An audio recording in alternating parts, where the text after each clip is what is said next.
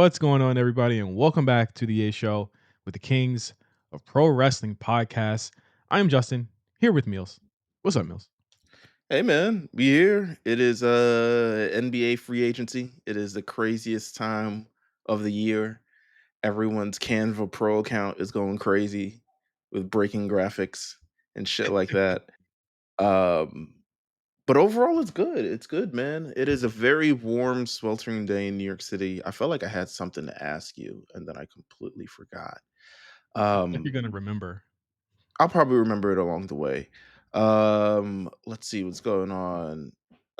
Second week of me watching Love Island, not as enthralled as the first week, to be honest with you. Oh no. I mean, let's just be real. Let's call a spade a spade. I think you came in at the worst time. I Uh, did. I think that. I said, I mean, Casa Amor, is this it? This was it? yeah, like I think that it's without question that the elimination of Jeremiah and Hannah really kind of took the steam out of the season in a lot of ways Sure, yeah. because like there's just not there's no meat on the bone, so to speak. And I think like where you get, you had a lot of really good drama in the beginning, and you had like kind of like a really cool growth arc that was beginning. You kind of cut it short, and now you're left with generally a lot of people that like, let's just keep it straight. Like a lot of people just don't like on the season, just in general. Like this is the most unlikable. And there's a lot of TikToks and a lot of people trying to like break down why this is, what's going on. It's like, oh, the young people date this way, or like this the girls argument that's going on. I think Right. it's really just these people just are boring and they're just not cool. Yeah. I'll be honest with you. And then, we won't go too long about this. Um, I think Alon can go. I think, unfortunately, Alondria can go. There's no one there for you anymore. I don't think that it's fair that she's gotten 5 chances. What's even more confusing is this staunch kind of adherence to keeping this OG group together at the detriment of this show. Yeah, And yeah, I yeah. think it's insane that even though this nigga did not wanna be with her, he still saved her. And I think that that was like that never happens on any other season of this It's the show. fear of being disliked. Yeah. But to be honest with you, let's say if it's a more experienced reality person, right? If it's the New York or Johnny Bananas or something along those lines, they know great television is sending her home. Yes. And I think currently they have an issue where they're mad at Huda for something, and I'm like, you had apparently many opportunities to send her home, and Yes. now she's here shaking her The ass on your meals, man. the opportunities to do said thing were massive, and I think the reason they didn't do that is what shaped the season on the trajectory it's on right now, because they didn't do it. And I would Mm, argue that if Jeremiah went home, so should she should have as well. If you wanna keep fair is fair, they both I shoulda went home. mean, it absolutely should have. Absolutely should have. I think I've remembered my question. Okay. Um, so a long time ago, very long time ago, you had a podcast called Voice of the Voiceless, Oh, yeah. and I remember I was a guest on it, and we talked about the streaming wars between Tidal, Spotify, and Apple Music. That they all just kind of like, Tidal at this point 10 years ago had just done their like massive Jay Z, Beyonce, Nicki Minaj, Madonna, Daft Punk. We were all signing for the better of artists kind of thing, and look where Yes. fucking Tidal has ended up. Um, so it was just announced it's the 10-year anniversary of Apple Music. So like, what do you think is going to be the legacy of Apple Music in any respect? Because to be honest with you, I felt like the first 3 years were way more robust than the last seven. You want me to be real? I mean, you be really real. I think they have, I don't think Apple Music gets it, but I also don't think they're in a position to get it because Apple is not a streaming service. Apple manufactures iPhones and makes products and services. So I personally think that's the reason why we don't get a lot of like great things from them. But be as real as you can be. I think that Apple Music is a shiny it is a shiny bit of ambition that ultimately did not pan out to what we thought it would be, and I think that it follows in the footsteps of the HomePod, the Beats acquisition, The um, home pod is crazy.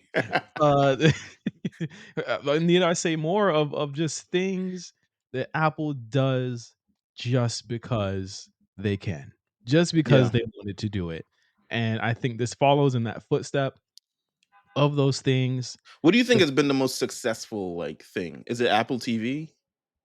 their most no, their most successful thing, ironically, Meals, is F1 the movie that just came out last last weekend.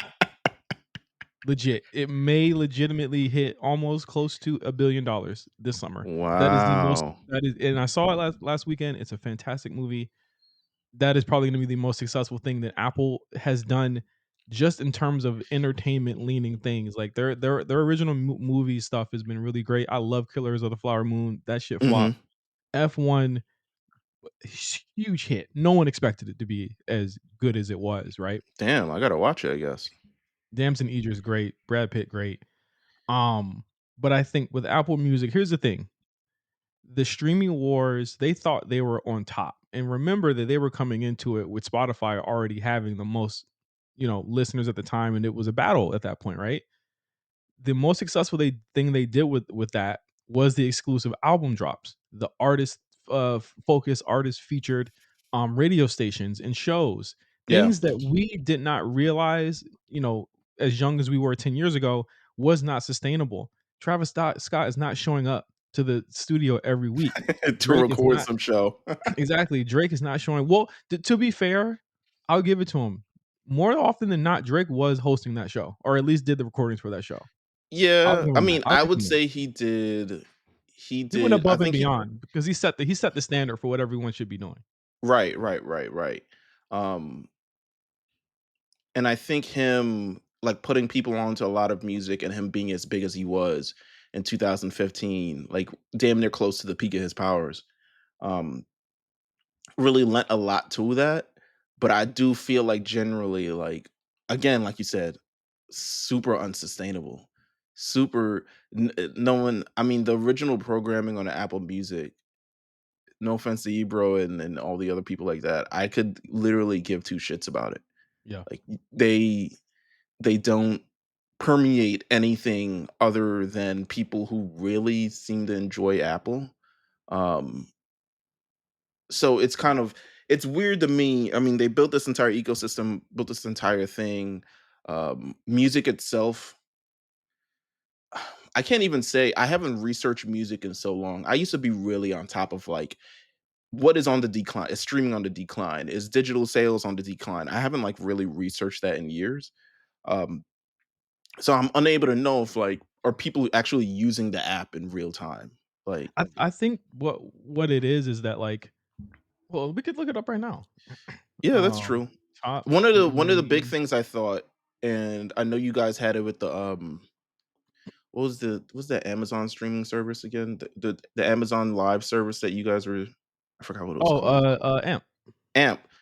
One of my biggest things was like I felt like they should have combined that Apple Music and the podcast in one kind of like place. So everyone goes to one place and you're able to discover all of these things in the same place. So like the music, you can search for music, but there's also a thing for podcasts, but then you can also listen to the live stuff. That's where I felt like it kind of like went wrong because AMP was kind of like a standalone app. And if you had it, you had it. If you knew, you knew. And if you didn't, you didn't. I Yeah. think Apple Music is kind of the same way. I listen to mostly podcasts. I still listen to music now and then. They gave me my replay. They doing the all-time replay. Boy, I got some bullshit on here. I was like, The y'all don't know me. replay is garbage to me. The It replay is it's is so like ass, bro. it's They are saying my most played replay song of all time is Calvin Harris Slide. that makes sense. It sure is hot in the summer. I was like, granted, a lot of these streaming things came at the peak of Apple Music, which was 2015 and 16. So I Yeah. have like Bryson Tiller here. I have Gold Link Crew. its biggest Apple's biggest advantage was that it did what other places didn't do and took your library from your previous iTunes and put that on your Apple Music. However, there's, like, very strange DRM rights things that happen with that. So, like, take me, for instance, I don't pay for Apple Music anymore. All of Okay. the music that was in that cloud is gone. So, like, when I went to Apple Music to listen to some unreleased, like, some, like, old unreleased Young Thug shit, Yeah. I couldn't find it, and I was like, did I lose it to the cloud?" I used a free trial to get back on Apple Music for a day. All of my music returned out of nowhere. Yeah, I don't that's what sucks about it. That's really what sucks about it. We don't own anything anymore in this entire exchange. Um, the physical and digital music, we don't own no ownership with the music that we have. We don't buy the music. We literally are just buying the service to listen to the music, so they can take away anything that they want. Um, yeah, I mean, there's a lot of R&B in here, but I it's just feel a like it's landed with a thud. I mean, you can't celebrate the whole 10 years in totality because the only good shit was the first 3. I think the last yeah. kind of big thing was, like, Birds in the Trap, right? That or was Views before that or after? I think Birds in the Trap was before that. I think Birds in the Trap was it 2016 or 15? Birds in the Trap Was it 16? sing. It was It was 16. 16. It was Yeah, it 16. was So after. it's around the same time. It's literally around the same time. Like Yeah, like April is Views, September is Birds in the Trap Sing McKnight. the last big rap thing they did, and I'm sure Marco will correct, was Future's Free Bands Radio. And that was like 18 or 19, and that was like the last time I ever remember a rapper actually doing their show. Like 'cause Drake's contract kinda ran out, he was letting, like, Oliver and them take over for a while, but, I mean, if you look at the good things and we're not even gonna talk about the features. I think that one thing that I will give Apple Music the advantage over Spotify for is that, like, I like my music to feel like music. Yeah. Spotify does not, Spotify does not what's the word? It doesn't promote albums as albums, and I love albums. I listen to Mm, albums all the way through. I'm mhm. not a person that jumps around. Like, if you're ever, like, around me, I'll listen to the album from, like, the first song all the way to the end. Like, that's just how I consume music. I know it's very old school. I know a lot of people will probably be like, "Come on, you boomer," whatever. Spotify is very, like, playlist based, and I'm just like, that's not sexy to me. You know what I mean? Like, Yeah. I'll give Apple that advantage, but then it's just the look. I just don't like the look. Some of the features are not there. Like, we don't have canvases. They just added canvases to Apple Music, like, a couple months ago. I It's mean, crazy. yeah, they at one point because of all the playlists that we make, I was like heavily followed on Apple Music. I still am, I think. But like what does that mean? Like what does it mean to be heavily followed? All my playlists are followed, all this other stuff like that. Mind you, I still have all the playlists by the way. I don't know if you guys know this. I have all of the RNC Radio playlist archived. If you ever want me to share a couple of the playlists, I have them all archived. Okay. Uh, and I go back and listen to them from time to time. And I was like, we were bugging. What was this? um, but yeah, it's 10 years of Apple Music. I feel nothing. I feel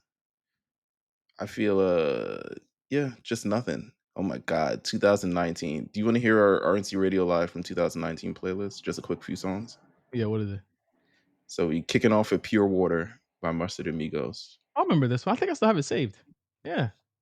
Pure Water, Cowboy Envy Me, Street Memory, Revenge of the Dreamers, Costa Rica, by Dreamville, Riding Around Nipsey Hussle and RJ by Mustard, Hood Rat Shit, Megan Thee Stallion Fever. Let's see. We have I Just Want to Party. That was probably like a throwback. My Crazy Life by YG. YG also. Good lord. Um, Out the Mud, Roddy Rich. I was talking about Roddy Rich the other day. You know why? He's on the F1 soundtrack. Oh, is he? Because Yeah. his the Navy album has been in coming soon on Apple Music for like damn near years. It ain't coming. We have Tap by Nav, which is one of the great Nav PLE songs. themes. Yeah, and PLE PLE themes as well. themes. Let's see. Racer by Pierre Bourne. Let's see. Gunna Drip Season at the Hotel featuring Lil Uzi Vert and Young Jordan. Um, a lot of great stuff. So, if anyone ever wants a playlist of stuff from 2019 through 2022, I got it. Um, should we get into all this stuff this week? Yeah, let's do it. Busy By the week. way, this is episode 399. Yeah, it is. It Maybe we is. should do something next week. I What do don't we know just do? what. Do you want to just do it live? We could try to do it live. We could try and do it live. I don't mind that. Yeah, let's try to do it live, middle of the day. Just, fun. We'll ask if anyone wants to join. Um, just very low key. Because next week we're essentially predicting, like, we're not really predicting, but there are three massive shows next week that we're heading towards, which Oh is yeah, it's isn't it's all in. It's actually Saturday night's main four. event. It's all in. Saturday night's main event. Evolution. Great American Bash. Great American Bash. Holy shit! Have they even booked a match for that show yet? Great American Bash, they Oh, the spoil. Oh yeah, actually no. The this week's episode, which was taped last week, actually has 2 matches that are announced for that show. So no, you're right. yeah, I think all I got thus far was Obafemi and Inamura book. It was Yeah. spoiler, but yeah, it's on the show. Oh, okay. Well, if you watched show last week, I'm assuming you did. There's Um, another there's a pretty, big tag match that's gonna be, on that show too with the women, so I love it. I love it. Okay. Well, listen, Wikipedia spoils it for me. I literally went to Wikipedia and both those matches were there, so couldn't be that big of a big of a spoiler. Um, so yeah, what's big four shows next week. I think we can. I don't know if we'll go in depth on the predictions for all of them, but I feel like we can talk generally about the state of all four things. Mhm. Um, and maybe we'll do it live, a lunch and learn. You know what I'm saying? Bring a lunch. Maybe you learn something. Um, oh gosh, then I gotta book a haircut. All right, let me do that. Let's see. What happened this week in the world of wrestling? Well, WWE went to Saudi Arabia. Yeah, they did, and, honestly, safe, seemed like a safe trip for once. Everyone got home. Everyone got there. Everyone came back. Yeah, everyone got there, everyone came back. I think there's much ado about Punk this year, though. Mm, I think the Punk of it all is the kind of the major part of it. But I wanna get into actually, I think I wanna hold Punk for a second because there might be some, like, stray news that we'll wanna tap into really quick. One of them being Chad Gable's injured. yes, He is out for the foreseeable future, shoulder injury. That's huge, huge, huge loss for the him and Raw division. Liv were huge losses. Who'd have thought that? You Yeah. know. Yeah, very, very big losses, but, I mean, in that loss, it's time for people to step up. And It's boy, time. is somebody stepping up Yeah, you feel me? You because feel El no, Grande Americo, I'm not he talking was. about that nigga. I'm talking He, about my nigga 4K. It's time to step up. We ain't oh, talking about that. well, we'll talk about that. We'll talk You about hear that that when we get to the pay per view. you hear that pop, nigga? Yeah. But, I mean, yeah, let's just talk about the pay-per-view, I guess. Night of Champions live from Saudi Arabia, Riyadh, that is. Um, we had Randy Orton versus Cody Rhodes opening the show. So that Uh, match I actually missed. oh wow. Right. I missed because I was on the way home. Um, and I just asked. I was like, "Hey, how was the match?" And they were like, "It was great until I think the finish." What was wrong with the finish? I don't know. I never saw it. I don't understand what was wrong with the finish. The I guess finish it just was came out of nowhere. I don't know. What it what did not happened with it? that did not happen either. What Uh, happened? the finish was essentially Cody and, Orton were trying to basically out heel each other. And, Mm. so essentially, what happened is that while, Oh, Orton was right, having the turnbuckle thing. yeah, the turnbuckle thing happens, and it's set up well in advance of what's going on the actual, on the finish. Cody uses it same way he did against, like, against KO, right? Like, Yeah. used that to his advantage, and he hit the crossroads for the win. But there's similarities there between the two. Neither wanted to pull the trigger. Cody ended up being the one to pull the trigger. It calls back to Cody saying, "I'll never hesitate again," and he didn't hesitate, and he won King of the Ring.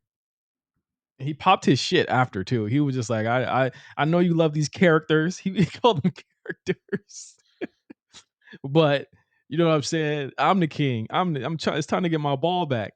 And I think that, and I don't know if we want to get too deep into this, but like even Mhm. before SummerSlam, but the general theory right now is that Cody and Cena will be a double turn. Um, I Ooh, I'm of the thought that people are probably thinking too heavily into it. I don't think that they're going to. I mean, look at how much merch this guy sells every right. single week. I don't think that's going to be the case. But I do think that there is definitely something to Cody's attitude going forward, and I think I would more closely see him become a tweener than I would see him become a full on heel, and I think people need to kind of pump their brakes there. I don't think that that's happening, but I think that it's so easy for Triple H to get you guys on that shit that it's just like, yeah, go with it. But then what is how does that explain the Randy Orton of it all? Because clearly Randy Orton His perturbed turn. by it, Yeah. um, and I would assume he would turn on Cody. That's what I think is gonna happen. I think that people are predicting. I don't think accurately, but it's a cool prediction nonetheless. I think that people are, predicting that this outcome is going to be what it is. I just don't want them to get A, too. a double turn is incredibly rare. Like I can't Yes, even remember the real last double turn that we've had. Charlotte One Becky. that's Charlotte Becky. Well, it definitely could be that. I think they could do it. Don't get me wrong. I think Cody and John Cena could pull it off, especially if Cody decides to go into match with John Cena a lot more. Aggressive. Yeah, and John Cena, considering everything that happened in the main event, kind of plays into that a little bit. But that's interesting. But nonetheless, Cody's King of the Ring. Um, you know, be at this point, by the time you knew SmackDown, you kind of had an idea at the finals of like who was going to win. Yeah. One thing I'll say about, I guess, I don't know if it's always this way, but the winners have been incredibly easy to telegraph as of lately. Not that I don't want them to do something for no reason like Vince would do. Vince would be like, "Well, let's let Randy win, and Oh, we'll he would figure have it said, out well, from he would have said, well, let's let Gable win and we'll figure it out. yeah, we'll figure it out from there." Whoever's his Um, favorite at the time. but I feel like we could have got. I would have changed the finals to Cody versus Jay, and I think that would have been a lot more. Yeah, because I think that the J match, as good as Randy and Cody was, um, it didn't have a third gear. Yeah, no, and I feel like Cody and well, I don't I actually didn't watch a Randy match, but I felt like it was a Cody versus Jay was an incredibly like dynamic match, like built on like brotherhood things, two of the top guys going at it, competition, real competition kind of thing. I feel like it was a really good match. And both former champions. Jey Uso just won the Royal Rumble. Cody is the last winner of the Royal Rumble before him. Both have been world champions this year. I think that could have been a much more like wow final. But maybe Jay didn't want to go to Saudi. Yeah, he wasn't there. Then after that, hold on, let me pull up this card again. What was the second match Rhea they mentioned? Ripley versus Oh yeah, Raquel Rodriguez in a street fight. Here's where I came in. yeah. This was good. This was Yeah, some of Raquel's best shit in quite some time. I think that these two are just comfortable with each other. It's just very easy for these two to have a match against each other. They're like best friends. and I mean, there's something to speak to the kind of role that Raquel is playing that lends her for a little bit more room to grow in that role. Then I talked about it. Someone said online like they like Raquel a lot better now than they were before, and I was like, yeah, they doing a lot better than when they try to make her like J Lo, like to the wrestling J Lo a couple years ago, where it's just like Latina, smiling, all this other stuff like that. I feel like this is more. You can add a little bit more character to it. You get a bit more room to grow, and she's able to show off that dominant side a little bit more. Not to say that she'll always be a heater, but I think you can evolve from here at some point. You have a jumping off point to evolve from here. Yeah, and again, that finish was really good and looked awesome. Just the size of these two women just coming off of the top rope, off of the table. That was a really cool finish to me. Yeah, and Roxanne got involved. Didn't help apparently, but she got involved. It's set up raw. So Yeah, essentially.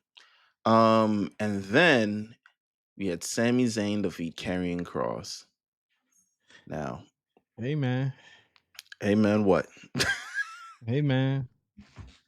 It's He not really a bumped. defeat. It's not really a defeat. You know what I'm saying? We did a couple back bumps, made it look good. You know what I mean? Couple back by bumps. he did back bumps, but then when I saw him like running towards the corner for a clothesline, I was like, "Them back bumps hurt, didn't they?" Nigga lying. Look at this nigga lying. He's What do you always mean? lying. Have you seen him run? Look at him run, bro. He a big dude. When you got muscles, nigga, you ain't got muscles. That's Hey, why. You a hey, big man. dude. WWE don't have the big dudes. You tell me Undertaker run like that? He a Probably big does now. he a big nigga, man. Come on, man. Oh my god. Nah, man. He all right. We'll see. We'll see. I'll put it in the clip. But nonetheless, I mean, a great opportunity for Karrion Cross. Sami Zayn needed this win. It follows up on Monday Night Raw, but still taking advantage of an opportunity because clearly Dom didn't want to go to Saudi Arabia either. He a That was young like Night of Champions for who? he a YN. He ain't trying to go to no damn Saudi. It's boring over there. Especially where I live. I feel like half of it was like, all right, if Liv ain't there, I'm not going. Without his work wife. Yeah. It was like, go with who? Finn not going, you know, Carlito's not going. He ain't going nowhere. I think they booked a match, Carlito versus something on the Indies. I forget something. It was Carlito versus someone else who was released. Um, with that said, Sami Zayn gets a good win on the show. Yeah. Next matchup, Solo Sikoa versus Jacob Fatu for the United States Championship. This pretty much continued this was similar to kind of like all of the introduction for every other Tongan, Samoan, Polynesian. Saudi Uh, Solo. Saudi Solo. so Solo, he's in a really competitive match against Jacob Fatu. Then we get I saw someone tweet some random weird account that always shows up on my For You page. Mhm. It said, "There's a good wrestler in there with referring to Solo Sikoa." I'm like, "What?" I'm like, "It's always been there." I'm like, Solo's not bad. He's just a heel. it's not just like moves. Like, it's not all about the moves. Like, you mean to tell me you think Solo, like, has a worse personality than anybody on AEW or any other company. Like he has like one of the best personalities on the show. He has a great character. He is somebody that a lot of people on these shows would beg to be and have. He's a I great agree. character. Like, what do you mean there's a good wrestler in there? More than half of that is just d- being able to get that part right. We never thought he'd be able to do that, and he's doing it. I agree. I think I think a large part of it is because he's a heel, so he kind of wrestles a certain way. Also, he doesn't actually wrestle often. Also, he spent a large part of his main roster thing kind of just being the enforcer of doing like big moves and shit like that. So I think he's gonna get a lot more freedom. Jacob Fatu looked awesome, sounded awesome, wrestled awesome. Then we get the interference from JC Mateo, who looks like a giant toddler running down to the ring. Um, What you doing about this nigga, man? I mean, he did something. Did he do something on Friday that popped me? I forget. Um, nah, he wasn't there on He Friday. actually popped you. That's a big It's deal. sometimes he'll do something and then actually no, he had a match. I forget. And I also didn't watch a match. Uh but no, he's pretty bad. But then it went from bad to hilarious because Tonga came out. Was it no Tongaloa? Angelo, the infamous. The infamous that's how we should call him, the infamous, like Mob Deep. Um Tongaloa pops up and we're like, I forgot about this guy. Mind you, DMV fan didn't. t- I've never had someone who interference meant less. Contributed nothing to he interferes in the match, does not do a damn thing. Then we get the debut of the man Hikaleo himself. The people who have been saying like he's benched. They've had him signed for a year without doing anything for him. And surprisingly enough, Alvarez kind of came to his rescue with the whole bench thing. Yeah. Alvarez on he was like, listen, if they got Hikaleo was not benched. He's someone clearly they had plans for. Everyone clamors that, listen, we don't want people to get called up unless there's an actual plan for him. So they actually waited until they had a plan for him to Yeah. actually use him. Whereas people are complaining about other people got benched, and he was like, listen, man, AEW benches actually, I was surprised they used that much thing. AEW benches more people than WWE typically does. But Wow. WWE saying, but WWE saying that they don't bench anyone was the more incredulous thing. That you saying that you don't bench anyone, it's like, but clearly, I mean, AEW benches for sure. Yeah, Uh, I thought that that was clear that, like, he was being used for this spot. We knew he was coming. Like, we yeah, knew what was up, and, that's why it took so long for him to get there, but, like, I think that, like, when you look at it from just a sensical point of view, like, it obviously, that's what they were waiting for. early thoughts on Hikaleo, Talatonga, He looked tall and Talatonga, he looked tall and awkward. He looked tall and awkward. like test. Yeah, pretty much. It looked like if you run the wrong way, then it's a tragedy waiting to happen. I don't know, we'll see. His voice was not what I expected coming out of that frame. I didn't actually hear him say anything. "You ruined Maybe I that wasn't nigga," but paying. he sounded way he sounded crazy. I think it's a good look, he's tall. My thing is, like, how are you breaking all these guys off? Is my question, like, what's gonna happen here? You know what I mean? Like, I think that it's fine that they get their own section of the mid card. Sure. And I think that what worries me about this section of the mid card is that this show is going back to 2 hours. Oh, So that yeah. my fear is that this is going to be the mid card Of course. going Listen, forward. man. Damian Priest versus Talatonga on the way, baby. Come on. Oh my god. Where's the gun? Put it to And it's put going back to it's 2 hours this week, right? Yeah, it's going back 2 hours this week. Music to my ears, man. Um, They have been making some pretty solid shows for the they've been past no, month. no, no, no. It's just to me, it's just 3 hours is too much for a wrestling show. And don't get me wrong, we watched 3 hours for a long, long, long, long, long, long, long The time. whole tenure of this show, we've been It's watching 3-hour 3-hour Raw. Raws. We watched 3-hour Raws, and they taped it into PC. Yep. So, it's just very, very long. I could do without it, essentially. And neither show being 3 hours to me is a blessing for me. Um, Raw's still 3 it's hours. It's just like not the hard 3 that it used to be. It's like a 2:45. yeah, well, it usually ends before 10:30, which I'm usually happy with. Yeah. Yesterday's Raw actually ended before the sunset, which never happens here. I know it I was happens lo all the time I for you. was so lost. I was so lost. I was just like, "What do I do now?" I took half an hour and I was like, all right, let's see what happened in the villa. And then I had to watch that bullshit, and I was like, "Yeah, I wish I didn't see what happened in the villa." Like, I'm And sure then I've been day by day binging The Bear. I'm not sure if you started season I've 4. not started it. Not interested for some reason. I don't know why. Wow. Not Okay. interested. I'll let you know if it's good. Yeah. Thus far it's been solid. Thus far I think it's better than season 3, but it's not by a grand stretch better than season 3. It's not hard to do. Not hard to do. um Then we got Jade and Asuka. mm. Oh, well, listen, I got a real problem with your comments on Jade. And the thing is, we predicted this last week, and I said I think Jade's gonna win this. It has to be her. Right. And it was her. And my thing is this, like you said something like, "It's her moment. It ain't the right moment," or some shit. No, no, no, no, no, no, no. That's not what I said. I was like, she's a star in the making, but very much still in the making. That was like some wild, like, teacher speak. Like, that's But like it some is like to listen, me. her moment is her moment. Like, No, her I moment is her agree. I moment, don't. I and don't want to take the moment away from her, but there's like going through the same stretches and having the same problems in the match. I don't know if anyone's not telling her, "Yo, you need to improve on this part" or something along those lines. But don't get me wrong, it's clearly like she's not as experienced enough. That's her major problem, right? She's not athletic.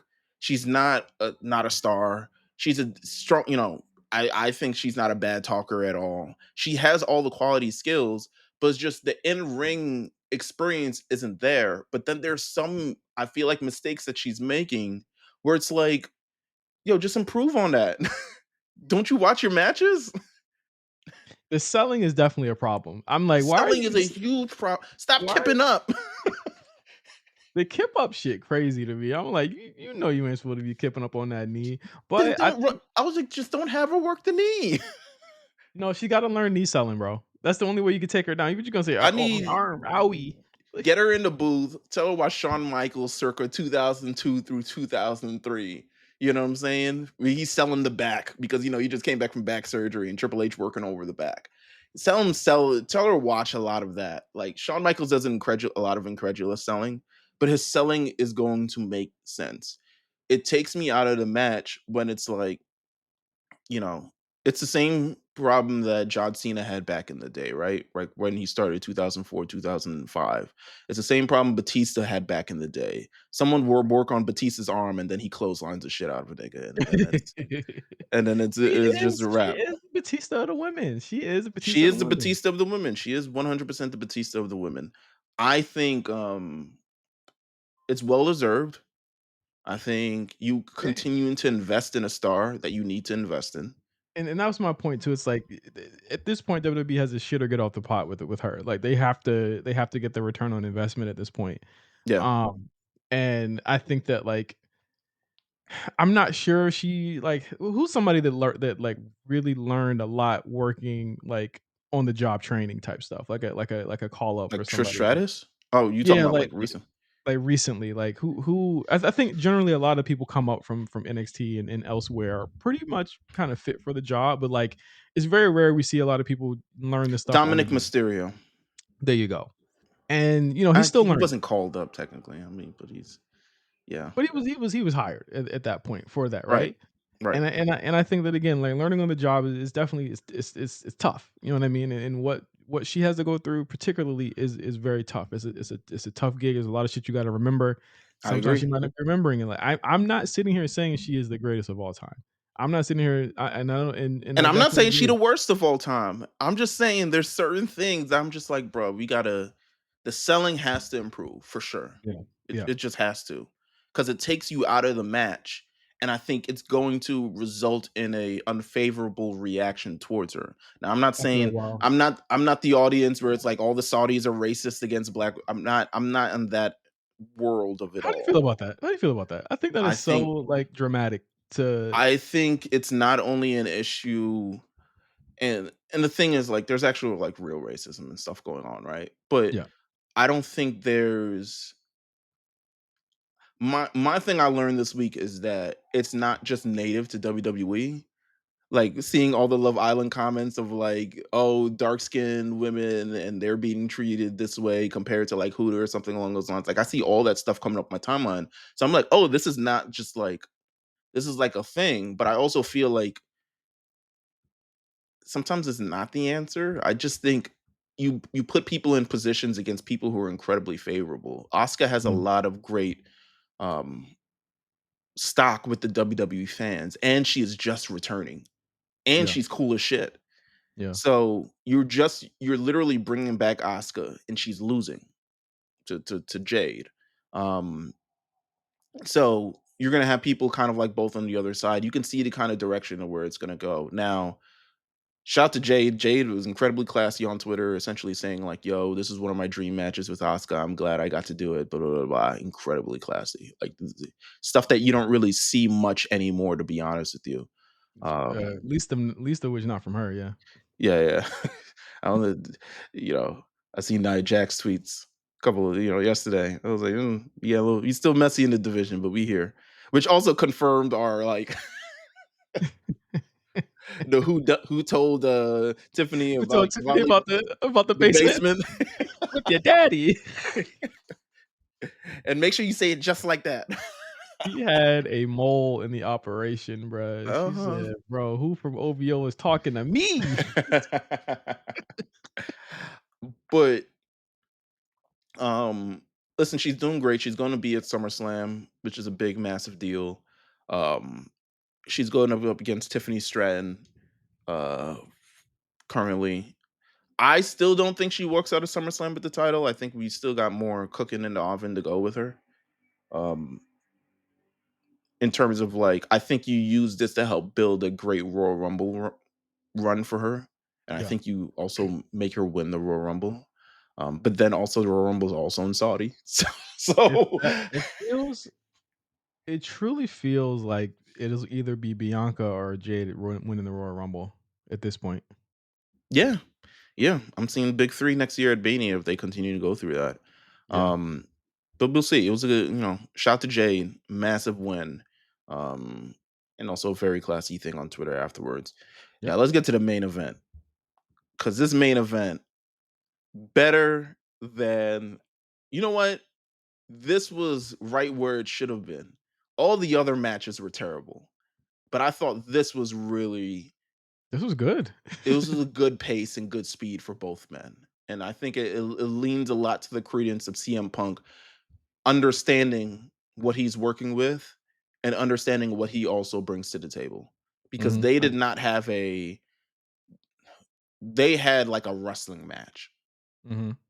And it was like a battle for angles, a battle for things, AAs out of nowhere, kickouts, Some callbacks. GTSs, yeah, kickouts, all this other stuff like that. I thought it was a really, really good stretch compared to a lot of things on the show. And I would say honestly, it was my favorite match on the card. Yeah, you didn't see the first match, but No, I didn't. uh, I thought that again they still move a little underwater. Not gonna lie, still a little underwater. I think seeing Punk this year and then seeing Cena, it's like, oh yeah, it's definitely Cena moving slow. And Cena probably He's all just punk still try to has he's, that. he's all punk try to get that octopus stretch on first of all, and Cena's like, nigga, what are Yeah, you doing? he was like, "No, no, no, no, no, no, no, no, no, no, no." He said, "No, no, no, no, no, no, slow it down." But you could tell Punk was fully in control and calling the match too, and that's probably what made it a lot better. I think it was I think he treated Cody like, "All right, kid, I got this," and then Punk was kind of like, "All right, man, we're both legends. Let's just do this shit, right?" Um, I think it's tough to talk about this match in totality without bringing up CM Punk's comments in Saudi this weekend or last weekend. Um, Right. I think that with someone like CM Punk, he brings a cachet of emotion from Mm-hmm. a lot of people. I'm Mm-hmm. not gonna say it's not entirely warranted because of the type of character that he is and what he was. I mean, what he's been throughout his whole career. So we were there back in the day. What was this? 5, 6 years ago when that tweet went out to the Miz and everyone championed Punk because at the That time, was a crazy we were there. yeah, How long has this show been going on, bro? I We know were we were. there. It was actually episode 73 of the A show. It really was He had crazy. just signed the backstage and we were going crazy because of that. Like but I mean, and again, like the thing that strikes me crazy about this, I was telling my wife about this. I was like, Mrs. comment was so in hindsight, Innocuous. his constant it was so innocuous and not even like a big deal. It was just a little poke fun and like knowing Miz and again, Punk has come out and said he apologized. Like, remember that was the first person he apologized to when he Yeah. popped up 2 years But he ago. but he pulled up at his He old he job. he apologized to Miz, and I was like, that was incredibly adult, and I think that's a part of the conversation people are missing out on is that he legitimately apologized to Miz first for that Yes. comment because of where he was at in his life. Punk for all and I wish they would do like a best in the world part 2 documentary. I would not be shocked if they're not already doing that already of his last like 2 years in the company, like Mhm. all the way. I would end it at the WrestleMania main event, honestly. Man, Um, nigga, you do it before that, nigga. Talk about your failed UFC, talk about everything like that. The I mean, TKO talk got the about it footage. all. Talk about it TKO, all. you know what I'm I saying? I think that what's missing here is that we've been seeing Punk kind of and we've talked about it even on the AEW episodes, like, he has to look inward at this point. This is his Mhm. last stop. We've also said Mhm. that. This is his last stop at WWE, but it's also his chance to make his legacy what he wants it to be. You know what I mean? And as someone who's almost in his 50s, he's thinking a lot differently than he did back then. So, he goes to the press conference, and out of nowhere, he's getting booed. Hey man. He's Muhammad getting wasn't with the shits, bro. he's getting booed like shit. and then he spoke with Muhammad, and what came from that was an A apology fan, and a fan Muhammad, a fan, not yeah, like a fan some Muhammad. say Plant. a Like, plant. come the fuck on. I think Dave Meltzer is a crazy person. All right? Like, I think he's one of the craziest niggas He's I've like, "Come on, Muhammad." I mean, you can't come up with a better name for the plant? yeah. So Muhammad comes out and he's like, "Yo, you disrespected my country." You know what I mean? And Punk, to his credit there was like, "I said something a couple years ago that I said it in a crabby fucking state of mind, and it didn't really reflect the people that live here." And I Mhm. think that this, along with him going there, has been the big story of Night of Champions. It has been Meelz, this like, he betrayed us. Yeah, He did this to us. yeah. This was wrong because of what it means for us. And let me just be clear. Nothing that he is doing is for any of us. It's not for me. It's not for Meelz. It's not for you. It's not for anyone else to understand how Mhm. that man wants to take his career and his life. I'm not saying no one should be mad about it, but if you're that upset about it, you clearly ascribe your life to someone very deeply that you should not be ascribing your life to that deeply. That is crazy. If you were thinking of CM Punk that much to a point where you're like, he betrayed me personally, Meelz. He did me dirty. That's a crazy way to think about things. Am I wrong? No, you're not wrong at all. I it's just, I mean, I like the first of all, I like that he went, and it shows Oh that. no, don't say that. Well, I like that he went just because it's like, all right, I'm invested within the company now. Like, Yeah. this is where I'm at. This is where he is. He's been there for 2 years at this point. Coming up 2 years. He's fully invested in the company and everything that he's going, and he's doing this kind of like run for the fans, essentially. Mhm. Um, and this was a place that was played up within the storyline, but they tiptoed on it. They didn't go too hard in terms of like things that they said, but eventually he shows up there. And I think the first thing that you do there is kind of make amends and kind of, let's hope we can move forward from this. He's a different man. It Yeah. makes me wonder what the fuck happened in Jacksonville. Yeah. And again, like whatever happened there, Cause he's changed. he don't seem like what happened there seemed like he was pushed to that point. Mhm. And I think people there try to characterize him as like, this is how he is. But to me, it felt like someone who was pushed to the point of like, all right, now I'm gonna push back. And when I push back, I'm hitting motherfuckers in the face. Yeah. And this, I mean, he's been helpful. He's someone he's flew overseas, has done all the matches. He does matches on Raw, he does matches on PLE. He continues to advance stories. He shows up where he's needed to show up, and all because he kind of really, really loves to do this. And hey, man, what he presented this weekend between, I mean, I could have done without the rapping. He looked very out of place. It I was a good said, promo, I thought. I thought it was cool. I was like, rapping's not your thing, but sure.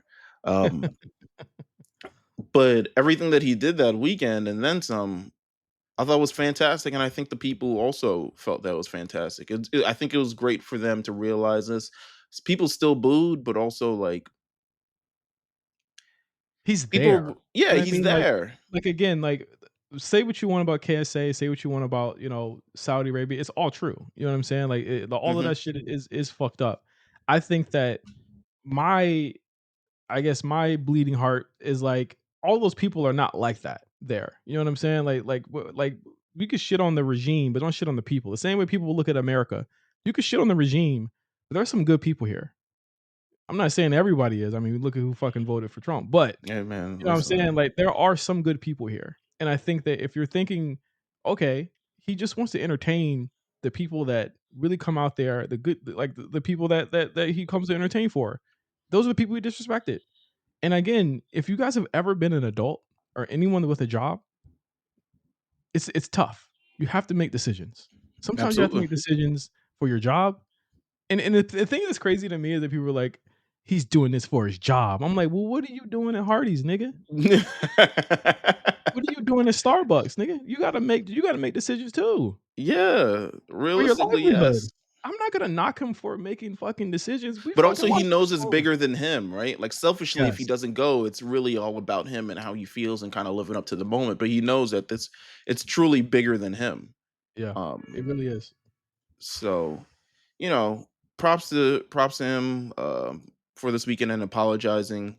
The match itself, I mean, it was a Triple H masterpiece in terms of like what went He on there. he Had a knows whole how to do cut. this. Yeah, I mean the run-ins now is a ref bump, and then suddenly like the top screen and the bottom screen turn black, and it's a whole cut screen of like, oh, here's Seth Rollins. And So then they Seth go Rollins, IMAX. yeah, not Seth Rollins comes out first. Does he come out first, or Yes, he does comes he? out first. He comes out Okay, first. he Yeah. comes out first with the team with Braun and Braun, Well, we didn't even and know he was there. no, not at all. Yeah. So he comes up with Braun and Braun, and they head out and start dismantling CM Punk, taking him out. One of the worst timed slams through a table that I've ever seen in my life. Also, Punk almost died as well. He jumped over the top He rope. literally almost killed himself during that shit. I was Yeah, like, "Bro, he's wildin'." I was like, you are not athletic. But um, then they start going after Cena. So now Cena has to defend himself. So now he's starting to get cheered. It's like, wait a Mhm. minute. Oh, wait a minute now. I Now said I this said is I said, "He's back, folks." so he pulls up, he takes out Braun. I think he gets Bronson Reed in an AA. Classic Mhm. Cena shit. I was like, God Mhm. damn, he 50 years old and we're trying to lifting this nigga up. Um, Slams him. So now he's up against Seth because Seth wants to cash in. I think Punk comes back in, they even the odds, and then they go for a hug for whatever reason. I was like, I don't know about that. I wouldn't have wrote that I in, was but like, here we "Match go. ain't over." They Said, go for "Lock a him." handshake and a hug. I'm like, all right, Punk, come on now. We can't hug everybody. It's not that everything ain't sweet. You know what I'm saying? Not everything. Said said, "Lock in, Punk. The fuck wrong with you, boy?" So more chicanery happens at the end. Um, I'm going all of this from memory. So do you remember like the last stretch? Yeah, the last stretch is he kicks Punk in he tries to kick Punk in the balls. Punk reverses it I into forgot Sammy and Penta also come out at some yeah, point. Sammy and Penta. How many people online were just like, "Why is Penta out there?" I'm like, "Did y'all watch Raw last week? What wrong with y'all niggas?" Anyway, really cool spot there, which led to the main event of Raw last night. But he reverses Cena because he saw I knew the nut shot was coming. I was like, bro, like there's no way he's turning babyface here. Yeah, You gotta wait for that. You gotta wait on it. So he hits Punk low, and from there we get pretty much the finish there with Cena hitting Punk with well no it was Seth that hit Punk Bre- with the briefcase and then the stomp and then Cena wins. yeah.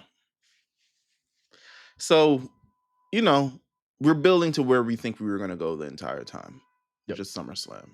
Yep. But you see a couple of different shades of Cena that we've been hoping that we'd see for quite some time. So it'll be interesting to see where this all goes. But again, they also have to. We've got Cody versus Cena coming up. Yep. Um, be still trying to determine a contender for Gunther's championship, Yep. but Might be Punk. It might be Punk low key. Might be Punk, and well, it'll be interesting to see where it goes. But I'm interested to see where it goes. 2 night WrestleMania. I mean, 2 night SummerSlam. Anything can happen, and everything is going to happen. Mhm. So that was Night of Champions. I thought it was. I thought it was. I mean, I like the ending of it. I thought this was Cena's best match since coming back. Um, I think a lot of stuff on the card. I'm like, it's okay. Um, I wasn't like blown away by anything on the card, but really the main event. But And the match that you missed. yeah. Oh well, can't be. Maybe I'll go check it out if they upload it on YouTube. Because I'm not the type to. I don't know if you know this. I'm not the type to like go back and look at things if You're not it's the type to happening. do you're not the type to do a lot of shit. But I'm go not the ahead. type to do a lot of shit. You know what I'm saying? But here we are. Before we head over to Patreon, do you want to do some like quick news bits? Yeah. Okay. Um, Tony Hinchcliffe. Next piece, please. From one Tony to another. Tony Khan says that reaching AEW roster is a high bar for other wrestlers. And most specifically, he says, um, there is a very good perception by AEW in 2025. This whole year has been an uptick on AEW on TV. When you factor the additional fans watching on streaming on the simulcast, it's just going fantastic for us. There's a great perception by AEW. It's a great time to work here. It's also a lot of fun. It's a great place to apply your trade, and as a wrestler, we are looking for the very best. This is where the best wrestle. AEW has the best wrestlers in the world, and we want to keep it that way. It's a very high bar to reach this roster, and we want to maintain the quality. So essentially, what he's saying, what was he essentially saying, Justin? I'm scared of the next year for this company. I am afraid.